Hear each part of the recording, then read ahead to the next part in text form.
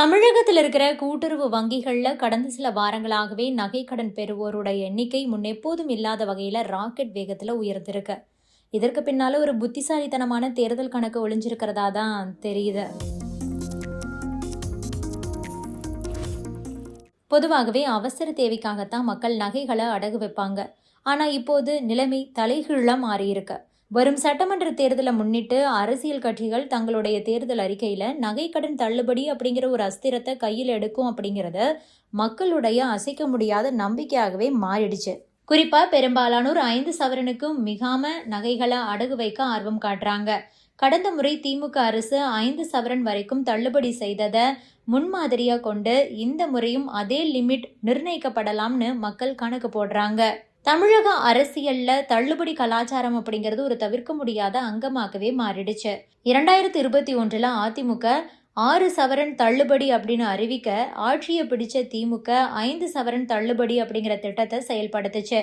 தற்போது பிரதான எதிர்கட்சியான அதிமுகவும் ஆளுங்கட்சியான திமுகவும் ஒருத்தங்களுக்கு ஒருத்தங்க போட்டி போட்டுக்கிட்டு கவர்ச்சிகரமான அறிவிப்புகளை வெளியிடுறதுக்கு வாய்ப்புள்ளதா பேசப்படுது.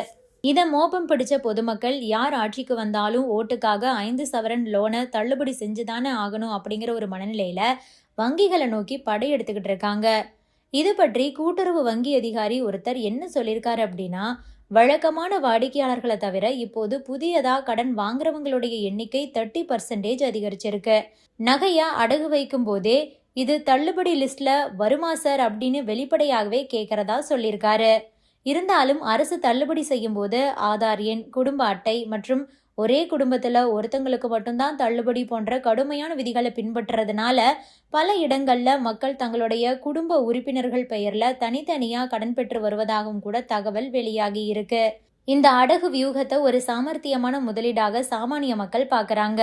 சந்தையில ஒரு சவரன் தங்கத்தோட விலை விண்ணை தொடும் வேளையில கூட்டுறவு வங்கிகளில் நகையை வச்சு பெறக்கூடிய பணம் மற்ற தொழில்களிலோ அல்லது அதிக ரிட்டர்ன் தரக்கூடிய இடங்களிலோ முதலீடு பண்ணப்படுது. ஒருவேளை தேர்தல் வாக்குறுதிப்படி கடன் தள்ளுபடி செய்யப்பட்டது அப்படின்னா வாங்கின அசல் தொகையும் கையில தங்கும், நகையையும் ஓசியில மீட்டிடலாம். இது கிட்டத்தட்ட 100% லாபம் தரக்கூடிய ஒரு லாட்டரி சீட்டு மாதிரி. தள்ளுபடி கிடைக்காவிட்டாலும் கூட வெளி சந்தையை விட கூட்டுறவு வங்கிகளில் வட்டி குறைவு அப்படிங்கிறதுனால இது ஒரு பாதுகாப்பான பேக்கப் பிளானாகவே மக்களால் கருதப்படுது. ஆனால் தேர்தல் வாக்குறுதிகள் அப்படிங்கிறது அரசியல் சூழலை பொறுத்தது. ஒருவேளை தள்ளுபடி அறிவிக்கப்படாவிட்டால் அபராத வட்டியோடு நகையை மீட்க வேண்டிய நிலை ஏற்படும் அப்படிங்கிறதையும் பொதுமக்கள் கவனத்தில் வச்சுக்கணும். Subscribe to One India and never miss an update.